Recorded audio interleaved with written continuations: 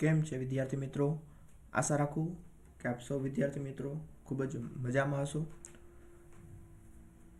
પહેલાં તો વાત કરીએ કે આ વિડીયો લેક્ચરની અંદર આપણે શું સમજવાના છીએ. તો આપણે શરૂ કરવા જઈ રહ્યા છીએ ધોરણ 12 કોમર્સ બોર્ડના વિદ્યાર્થીઓ માટે રિવિઝન સિરીઝની શરૂઆત કરવા જઈ રહ્યા છીએ.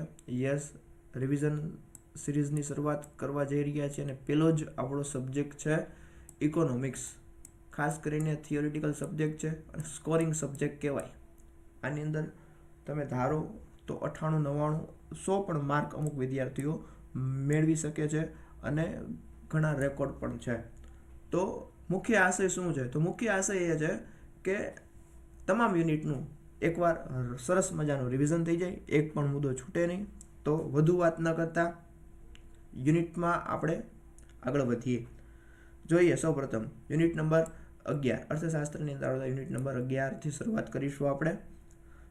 પહેલા બ્લુપ્રિન્ટ સમજી લઈએ શું કહે છે, એટલે આપણને ખ્યાલ આવી જાય કે આ ચેપ્ટરની અંદર કેવા કેવા પ્રશ્નો પૂછાઈ શકે છે. તો કે એમસીક્યુની ચર્ચા કરીએ તો યુનિટ નંબર 11માં 2 એમસીક્યુ પૂછાય છે, એક માર્કનો પ્રશ્ન પૂછાય છે. 2 માર્કની ચર્ચા કરીએ તો એક પ્રશ્ન 2 માર્કનો હોય છે. 3 માર્કની અંદર પ્રશ્ન આવતો નથી અને 5 માર્કની અંદર 2 પ્રશ્નો આવે છે. 5 માર્કની અંદર 2 પ્રશ્નો આવે છે યુનિટ નંબર 11 માંથી. ખૂબ જ તમારા માટે મહત્વનું યુનિટ બની જાય છે. વધુ વાત ન કરતા ચાલુ શરૂઆત કરીએ યુનિટ નંબર 11. આજે આપણે સમજીશું માત્ર એક ટોપિક. કયો ટોપિક? તો કે સ્થળાંતર. જોશું સ્થળાંતરની વ્યાખ્યા શું છે, પ્રકાર શું છે.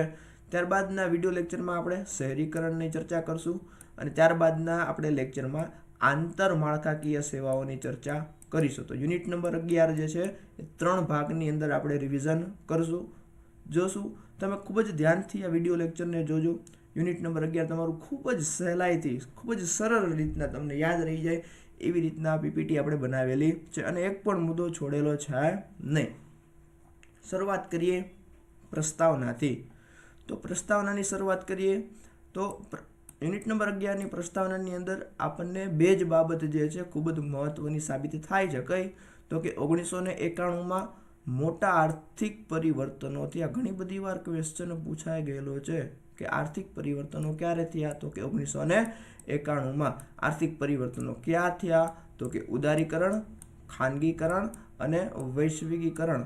હવે ઉદારીકરણ એટલે શું, ખાનગીકરણ એટલે શું, વૈશ્વિકીકરણ એટલે શું, એ તમને પૂછાશે નહીં.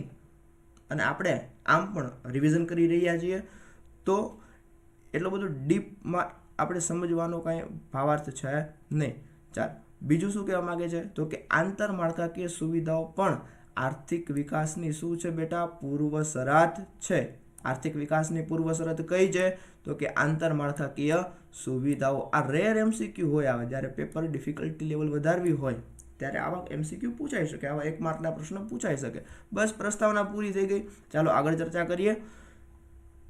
યસ, આવી જઈએ આપણા સૌપ્રથમ પહેલા મુખ્ય ટોપિક ઉપર, તો કે સ્થળાંતર. સ્થળાંતર કોને કહેવાય? સામાન્ય અર્થમાં સ્થળાંતર એટલે સ્થળ બદલવું, કે એક સ્થળેથી બીજા સ્થળે વસવાટ કરવો. એક સ્થળેથી બીજા સ્થળે શું કરવો બેટા? વસવાટ કરવો. હવે અર્થશાસ્ત્રના શબ્દોમાં વ્યાખ્યા જો શું કહેવા માંગે છે? અર્થશાસ્ત્રના શબ્દમાં વ્યાખ્યા, જ્યારે વ્યક્તિ એક સ્થળેથી બીજા સ્થળે વતનથી દૂર, દેશમાં પણ હોય વિદેશમાં પણ હોય. મુખ્ય આશય શું છે? ખાસ યાદ રાખવાના શબ્દો: નોકરી, વ્યવસાય, ધંધો કે સારું જીવન ધોરણ પ્રાપ્ત કરવા માટે કેવો વસવાટ કરશે? કાયમી વસવાટ કરશે. પોતાના વતનથી દૂર, દેશમાં અથવા તો વિદેશમાં. હેતુ શું છે? નોકરી, વ્યવસાય, ધંધો કે સારું જીવન ધોરણ પ્રાપ્ત કરવા માટે. હરવા ફરવાનો હેતુ નથી, ઇન ધ શોર્ટ. ક્લિયર? અને બીજું શું કહે છે? તો કે કાયમી વસવાટ. ચાલો આગળ વાત કરીએ. સ્થળાંતરની વ્યાખ્યા ક્લિયર થઈ ગઈ. સ્થળાંતરના પ્રકારોની ચર્ચા કરીએ. મુખ્ય 2 પ્રકાર. ઘણી બધી વાર ક્વેશ્ચન પૂછાઈ ગયેલો. સ્થળાંતરના મુખ્ય 2 પ્રકાર: સ્થળ આધારિત, કારણ આધારિત. મુખ્ય 2 પ્રકાર: સ્થળ આધારિત અને કારણ આધારિત. જોઈએ સ્થળ આધારિતના પેટા પ્રકાર કેટલા? 2. કારણ આધારિતના પેટા પ્રકાર કેટલા? 2. સ્થળમાં જોઈએ આંતરિક આંતરરાષ્ટ્રીય. કારણ આધારિતમાં જોઈએ આકર્ષક, અપાકર્ષણ. સમજીએ શું કહેવા માંગે છે. ચાલો સ્થળ આધારિત જોઈએ સૌપ્રથમ. તો કે આંતરિક, તો કે દેશના ભૌગોલિક સીમાની અંદર જ પૂરું થઈ ગયું. આજે આપણો દેશ છે ગુજરાતમાંથી મહારાષ્ટ્રમાં, મહારાષ્ટ્રમાંથી ગુજરાતમાં, મહારાષ્ટ્રથી કેરળમાં, કેરળથી કર્ણાટકમાં. તો બસ એને આંતરિક સ્થળાંતર કહેવાય. આંતરરાષ્ટ્રીય સ્થળાંતર એટલે શું? તો કે એક દેશની ભૌગોલિક સીમાને પાર બીજા દેશમાં જઈને શું કરવું? વસવાટ કરવો. પણ વસવાટ કેવો આપણે ચર્ચા કરી લીધી? કાયમી વસવાટ. ચાલો તો સ્થળ આધારિત એટલે કે 2, આંતરિક, આંતરરાષ્ટ્રીય. કારણ આધારિતની ચર્ચા કરીએ. શું કહેવા માંગે છે? તો કે આકર્ષણ અને અપાકર્ષણ. આકર્ષણ સ્થળાંતર સમજીએ તો કે એક વ્યક્તિ જે છે એ શહેરી જીવન પદ્ધતિની અલગ અલગ સુખ સુવિધાઓથી આકર્ષાઈને શું કરશે બેટા? સ્થળાંતર કરશે. હવે કેવા પ્રકારનો વર્ગ હોય કે શહેરી જીવન પદ્ધતિઓથી ખૂબ જ આકર્ષાય? તો કે આર્થિક રીતે સુખી સંપન્ન વર્ગ હોય એ જ આર્થિક રીતે સુખી સંપન્ન વર્ગ હોય એ જ આકર્ષણ સ્થળાંતર કરશે. કઈ કઈ સુખ સુવિધાઓ મેળવવી? તો કે ઉચ્ચ જીવનશૈલી એટલે કે હાઈ લાઈફસ્ટાઈલ એમને પ્રાપ્ત કરવી હોય, અત્યાધુનિક વાહન વ્યવહારની સગવડતા જોતી હોય, શિક્ષણ માટે, આરોગ્ય માટે, નોકરીની વિશાળ તકો માટે વ્યક્તિ આકર્ષણ સ્થળાંતર કરશે. ફરી એકવાર આકર્ષણ સ્થળાંતર કેવો વર્ગ કરશે? આર્થિક રીતે સુખી સંપન્ન વર્ગ. ચાલો બીજી ચર્ચા કરીએ આકર્ષણ સ્થળાંતર. ઓકે, અપકર્ષણ સ્થળાંતરની ચર્ચા કરીએ તો કે ગામડામાં આર્થિક વિકલ્પો, ગામડામાં રોજગારીના પ્રશ્ન હોય, આર્થિક વિકલ્પો કે શિક્ષણની અપૂરતી તકોને કારણે કેવું સ્થળાંતર? તો કે ફરજિયાતપણે સ્થળાંતર કરવામાં આવશે. અપકર્ષણ સ્થળાંતરની અંદર ખાસ યાદ રાખો સમાજનો કેવો વર્ગ હશે? તો કે નબળો વર્ગ હશે. અને આ અપકર્ષણ સ્થળાંતર કેવું હશે? તો કે ફરજિયાત સ્વરૂપનું હશે. આકર્ષણ સ્થળાંતર કેવું હશે? તો કે મરજિયાત હશે. અને કેવો વર્ગ? સુખી સંપન્ન વર્ગ. અપકર્ષણ સ્થળાંતર તો કે ફરજિયાત, આર્થિક રીતે નબળો વર્ગ. પૂરું થઈ ગઈ ચર્ચા આની. ચાલો સ્થળાંતરના કારણોની ચર્ચા કરીએ. સ્થળાંતરના કારણો મુખ્ય જોવા જઈએ તો સ્થળાંતરના મુખ્ય 4 કારણો છે બેટા. 4 કારણોમાંથી પહેલા કારણની ચર્ચા કરીએ આર્થિક કારણ. આર્થિક કારણની અંદર ફરીવાર પેટા પ્રકાર આવે છે. જોઈએ નોકરી, વ્યવસાય કે ધંધા માટે, એટલે કે ટૂંકમાં રોજગારીની શોધમાં. બદલી, સરકારી નોકરી પણ હોય અને ખાનગી નોકરીમાં પણ બદલી થાય. બદલી એટલે શું એ પછી ચર્ચાઓ ડિટેલમાં જતી રહેશે. આપણે રિવિઝન કરવાનું છે. આ છે મુખ્ય શું છે? રિવિઝનનું. કુદરતી સંપત્તિનું પ્રમાણ. ઓછી સંપત્તિવાળા વિસ્તારમાંથી વધુ સંપત્તિવાળા વિસ્તારમાં જવાનો પ્રયાસ કરવો. શા માટે? તો કે જ્યાં કુદરતી સંપત્તિનું પ્રમાણ વધારે હશે ત્યાં રોજગારીની તકો કેવી હશે બેટા? ખૂબ જ વધારે હશે. તો કુદરતી સંપત્તિનું પ્રમાણ. શિક્ષણની વધુ સારી તકો મેળવવા માટે લોકો ઉચ્ચ અભ્યાસ માટે શું કરે છે? સ્થળાંતર. એક જગ્યાએથી બીજી જગ્યાએ જાય છે. દેશ છોડીને પણ લોકો શું કરે છે? શિક્ષણ મેળવે છે. તો આ સ્થળાંતર કેવું થઈ જાય? આંતરરાષ્ટ્રીય સ્થળાંતર થઈ જાય. બસ આવું લિંક કરીને ચાલવાનું છે. આરોગ્યની અત્યાધુનિક સુવિધાઓ મેળવવા માટે, ખાસ કરીને ગામડાઓમાં જે સુવિધાઓ હોય આરોગ્યની ખૂબ જ કેવી હોય? નબળી સુવિધાઓ. એટલા જ માટે ગામડાનો વર્ગ છે શહેરોમાં જઈને મલ્ટી સ્પેશિયાલિસ્ટી જે હોસ્પિટલ છે ત્યાં જઈને શું કરે છે? સારવાર પ્રાપ્ત કરે છે. તો કે સારું અને તંદુરસ્ત જીવન જીવવા માટે આરોગ્યની અસર હકારાત્મક અસર હોય છે. હકારાત્મક કઈ રીતના? તો કે આર્થિક ઉપાર્જનમાં મદદરૂપ થાય છે. આગળ ચર્ચા કરીએ આયોજિત સ્થળાંતર. આની વ્યાખ્યા પણ પૂછાય છે. આયોજિત સ્થળાંતર એટલે શું? એક માર્કમાં આની વ્યાખ્યા ઘણી બધી વાર પૂછાઈ ગયેલી છે. તો કે કુટુંબના સભ્યો દ્વારા આયોજનપૂર્વક, આ શબ્દ આવવો જોઈએ, કુટુંબના જે સભ્યો છે એ શું કરે? અગાઉથી પ્લાનિંગ કરશે કે આપણા કુટુંબમાંથી કેટલા વ્યક્તિઓ, 1 વ્યક્તિ, 2 વ્યક્તિ પોતાનું વતન છોડીને બીજી જગ્યાએ જશે. શા માટે? તો કે હરવા ફરવા નહીં. શા માટે? તો કે આર્થિક પ્રવૃત્તિ કરવા માટે. Okay, done. શેની ચર્ચા કરેલી આપણે? આર્થિક કારણોની ચર્ચા કરેલી. આગળ ચર્ચા કરીએ મુખ્ય બીજું કારણ શું છે? તો કે સામાજિક કારણ છે. સામાજિક કારણની અંદર ફરીવાર 2 પેટા પ્રકાર, લગ્ન અને સામાજિક રીત રિવાજોમાંથી મુક્તિ. લગ્ન એટલે કે એક સ્ત્રી જે છે લગ્ન બાદ પોતાનું ઘર છોડીને પતિના ઘરે કાયમી વસવાટ કરે છે. હવે આ કાયમી વસવાટ એટલે શું? કે જ્યાં સુધી લગ્ન જીવન સુખી ચાલે ત્યાં સુધી, પછી ડિવોર્સ થઈ જાય ફરીવાર પોતાના ઘરે જવું પડે. જો કપાટ આગળ ચર્ચા કરીએ.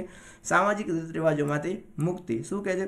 તો કે પહેલાંના સમયની ચર્ચા કરે છે કે પરંપરાવાદી છે, રૂઢિચુસ્ત વિચારસરણી છે, આનાથી દૂર જવા માટે લોકો શું કરે છે? પોતાનું વતન છોડી દે છે અને બીજી જગ્યાએ સ્થળાંતર થાય છે. ત્યારબાદ જોઈએ રાજકીય કારણો, યુદ્ધ અને અશાંતિ, અને ત્યારબાદ છે ઘર્ષણ નિવારવા.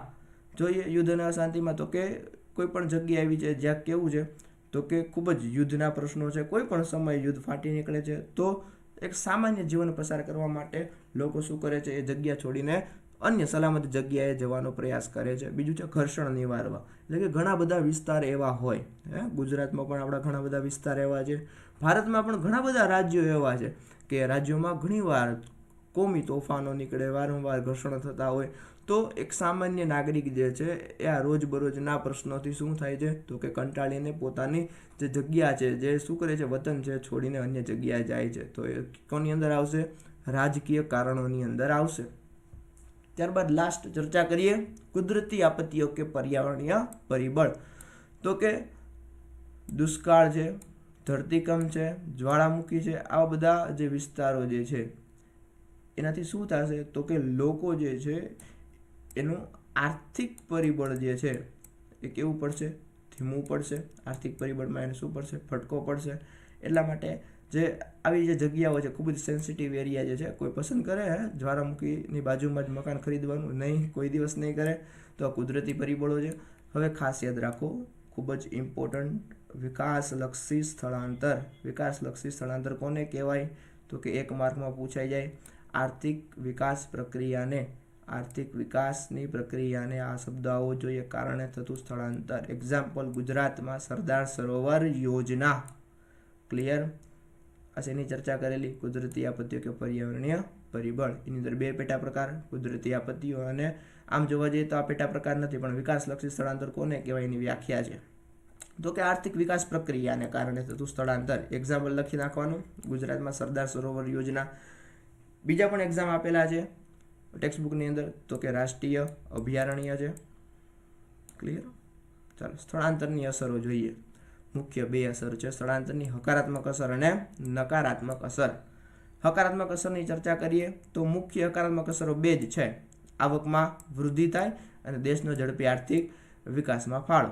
આવકમાં વૃદ્ધિ કઈ રીતે ના થશે? જોઈએ તો કે વ્યક્તિ જે છે પોતાનું વતન છોડીને બીજી જગ્યાએ શિફ્ટ થાય છે, તો ત્યાં શું કરશે? તો કે આર્થિક પ્રવૃત્તિ કરશે. આર્થિક પ્રવૃત્તિ બાદ પોતે જે કંઈ કમાણી કરેલી છે એમાંથી અમુક ભાગ જે છે પોતે રાખશે અને અમુક ભાગ છે એ પોતાના વતનમાં ગામડે મોકલશે. તેથી જે ગામડાનું એમનું કુટુંબ જે છે એના જીવન ધોરણમાં શું થશે બેટા? સુધારો. એને લાઈફસ્ટાઈલમાં શું જોવા મળશે બેટા? સુધારો જોવા મળશે. હવે ગામડાના લોકો આ જે આવક જે છે આ જે આવક જે છે એનું રોકાણ ક્યાં કરશે? તો કે કૃષિમાં કરશે. આપણને ખબર છે ગામડાનો સૌથી વધારે વર્ગ જે કૃષિ સાથે સંકળાયેલો છે. હવે કૃષિમાં મૂડી રોકાણ વધશે તો બટ ઓબ્વિયસ વાત છે ઉત્પાદનમાં પણ આપણને વધારો જોવા મળશે. ત્યારબાદ ઉપરાંત કૃષિમાં તો રોકાણ કરશે જ, અન્ય જે ઉદ્યોગ સાહસિકો જે છે ગામડામાં કૃષિ સાથે સંલગ્ન એક્ટિવિટી, ફોર એક્ઝામ્પલ તરીકે મિલ જે છે તો આપણે એની અંદર શું કરી શકશે? લોકો ધંધા અને વ્યવસાયમાં પણ શું કરશે? રોકાણ કરશે, જેથી આવકમાં શું થશે? વૃદ્ધિ. શેની ચર્ચા કરી? તો કે સ્થળાંતર થવાથી એની હકારાત્મક અસરોની ચર્ચા કરેલી છે. બીજી હકારાત્મક અસર તો કે દેશના ઝડપી આર્થિક વિકાસમાં ફાળો. જોઈએ જ્યારે લોકો પોતાનું દેશ છે એ છોડીને બીજા દેશમાં શું કરે છે? જાય છે. શા માટે જાય? હરવા ફરવા નહીં, ફરીવાર આર્થિક પ્રવૃત્તિ કરવા માટે જ સ્થળાંતર કરશે. આર્થિક પ્રવૃત્તિ કરવા માટે જ શું કરશે? સ્થળાંતર કરશે. તે આર્થિક પ્રવૃત્તિ કરશે. ફરીવાર જે કંઈ પણ અર્થ ઉપાર્જન કરે છે એમાંથી અમુક ભાગ છે ફરીવાર ક્યાં મોકલશે? પોતાના દેશમાં મોકલશે. તો વિદેશી ચલણની અનામતોમાં શું જોવા મળશે બેટા? વધારો જોવા મળશે. ચાલો ક્લિયર? ડન. શેની ચર્ચા કરેલી? સ્થળાંતરની હકારાત્મક અસરોની ચર્ચા કરેલી છે. સ્થળાંતરની હકારાત્મક અસરોની ચર્ચા ડન થઈ ગઈ. આગળ વાત કરીએ સ્થળાંતરની નકારાત્મક અસરો. સ્થળાંતરની નકારાત્મક અસરો મુખ્ય જે છે એ 4 છે. કેટલી છે? 4 છે. એટલે કે સ્થળાંતરથી શું નુકસાન થાય એની ચર્ચા છે. અનિયમિત શહેરીકરણ. એક કુટુંબ છે, એક વ્યક્તિ છે, પોતાનું ગામડું છોડીને ક્યાં જશે? તો કે શહેરમાં જશે. શહેરની સંખ્યામાં શું થશે? તો કે વધારો થશે. શહેરની જે વસ્તી છે એમાં શું જોવા મળશે? આપણને વધારો જોવા મળશે. લોકો શું કરશે? નાણું ઓછું છે તો શહેરની જે છેવાડાના વિસ્તાર છે, જ્યાં રહેવા જમવાનો બધો ભાવ કેવો હોય? ઓછો હોય, ત્યાં લોકો શું કરશે? સ્થિત થશે. તો શું કહે છે? અનિયંત્રિત શહેરીકરણ. નીચી આવકને કારણે શહેરોના છેવાડાના વિસ્તારોમાં ફરજિયાતપણે વસવાટ કરવો પડે છે. હવે છેવાડાના વિસ્તારમાં જશે તો ત્યાં કંઈ ફેસિલિટી તો હશે નહીં, કારણ કે મુખ્ય ફેસિલિટી ક્યાં હોય? આમ જોવા જઈએ તો કોઈ પણ શહેર હોય ને મધ્યમાં, સેન્ટરમાં, ને ત્યાં પણ ભાવ કેવો હોય? ખૂબ જ વધારે હોય. એટલા માટે શું કહે છે? તો કે છેવાડાના વિસ્તારમાં ફરજિયાતપણે જવું પડે છે. ફરજિયાત, નાણું નથી એટલા માટે જવું પડે છે, આર્થિક પરિસ્થિતિ નબળી છે એટલા માટે જવું પડે છે. અને છેવાડાનો વિસ્તાર છે તો બટ ઓબ્વિયસ વાત છે, વિકાસ નહીં થયેલો હોય તો ઝૂંપડપટ્ટીમાં વસવાટ કરવો પડશે. બીજું જોઈએ, માળખાકીય સુવિધાઓનું અપૂરતું પ્રમાણ. સ્થાનિક વહીવટી તંત્ર, પાણી. હવે માળખાકીય સુવિધા આવે ને એટલે તમારે 3 થી 4 શબ્દો જે છે યાદ રાખવાના. તો કે પાણી, ડ્રેનેજ, વીજળી, રસ્તા, શિક્ષણ, આરોગ્ય જેવી આંતરમાળખાકીય સુવિધાઓ પૂરી પાડવામાં નિષ્ફળ જાય છે. શું કહે છે? કોઈ પણ શહેર છે ઓલરેડી એસ્ટાબ્લિશ થઈ ગયું છે, એની સ્થાપના વ્યવસ્થિત ચાલે છે. હવે આજે ગામડાના જે આજુબાજુના ગામડાના લોકો જે છે એ શું કરશે? આર્થિક પ્રવૃત્તિ કરવા માટે શહેરમાં જશે. તો શહેરમાં ઓલરેડી આ જેટલી વ્યવસ્થા છે શહેરના લોકો માટે છે. હવે વસ્તીમાં વધારો થશે તો વીજળી, શિક્ષણ, આરોગ્ય, એ તમામ પ્રશ્નો આપણને જોવા મળશે. ત્યારબાદ જોઈએ પર્યાવરણીય પ્રદૂષણની સમસ્યા. શું કહે છે પર્યાવરણ પ્રદૂષણની સમસ્યા? તો કે ઝૂંપડપટ્ટી, ગંદા વસવાટોમાં શૌચાલયો અને ડ્રેનેજની અપૂરતી સવલતોને કારણે પ્રદૂષણ સર્જાય છે. એક્ઝામ્પલ લખી શકો. હવે પ્રદૂષણ ઘણા બધા પ્રકારના હોય. પાણી દ્વારા થતું પ્રદૂષણ, હવા દ્વારા થતું પ્રદૂષણ, જમીન પ્રદૂષણ, આવું તમે ઓલરેડી લખી શકો બધું એની અંદર વિગતમાં. ઉદાહરણ આપી દઈએ તો કે અમદાવાદ, અંકલેશ્વર, સુરત, મુંબઈ, કોલકાતા અને દિલ્હી. ખાસ કરીને હાલમાં ખૂબ જ ચર્ચામાં વિષય હોય તો એ છે દિલ્હી. દિલ્હીનું AQI એટલે કે એર ક્વોલિટી ઇન્ડેક્સ જે છે એ ખૂબ જ હાઈ જોવા મળે છે. ચાલો વધારે વિગતે ચર્ચા ન કરતા આપણે રિવિઝન ઉપર ફોકસ કરીએ. સામાજિક દૂષણો. તો કે ગામડાના લોકો જે છે એ શહેરમાં જશે, શહેરમાં આર્થિક ઉપાર્જનની એક્ટિવિટી કરશે. હવે દરેક લોકોને રોજગારી તો નહીં મળે શહેરમાં, બધા લોકો શહેરમાં જ જાય છે તો એવું નહીં બને, કારણ કે શહેરનો આમ જોવા જઈએ ગ્રામીણ જે વર્ગ જે છે એમની પાસે એક તો શિક્ષણ કેવું હશે? ઓછું હશે. તો શિક્ષણ ઓછું હોવાથી સૌથી વધારે કામ શેમાં મળશે? તો કે શ્રમમાં, શ્રમિકો. અથવા તો કામ ન પણ મળે તો કામ ન મળે તો શું કરશે? ચોરી કરશે, લૂંટફાટ કરશે, મારામારી કરશે. આને કહેવાય અસામાજિક કાર્યો. આ શબ્દો યાદ રાખવાનો. સામાજિક દૂષણને માં એક શબ્દ યાદ રાખવાનો, અસામાજિક કાર્યોમાં શું જોવા મળે? વધારો જોવા મળે, જેનાથી સામાજિક સમતુલા ખોરવાય છે. ઓકે, ચાલો શેની આપણે ચર્ચા કરીએ અત્યાર સુધી? તો કે સૌપ્રથમ ચર્ચા કરેલી આપણે પ્રસ્તાવના. ત્યારબાદ યુનિટ નંબર 11માં મુખ્ય 3 બાબતો, સ્થળાંતર, શહેરીકરણ અને આંતરમાળખાકીય સુવિધાઓ. એની અંદર આપણે પ્રથમ મુદ્દો તો કે સ્થળાંતરની ચર્ચા કરી, પ્રસ્તાવનાની ચર્ચા કરી, સ્થળાંતરનો સામાન્ય અર્થ જોયો, અર્થશાસ્ત્રના શબ્દમાં સ્થળાંતરનો અર્થ જોયો, સ્થળાંતરના પ્રકાર જોયા આપણે. ત્યારબાદ સ્થળાંતરની અસરો આપણે જોઈ ખાસ કરીને. ત્યારબાદ સ્થળાંતરના કારણો જોયા. તો આમ જોવા જઈએ ઓવરઓલ સ્થળાંતરનું આપણે શું કરી આપ્યું છે? એકવાર સરસ મજાનું રિવિઝન ડન કરી આપેલું છે. ચાલો નેક્સ્ટ વિડીયો લેક્ચરમાં શેની ચર્ચા કરીશું આપણે? તો કે શહેરીકરણની ચર્ચા કરીશું. Thank you.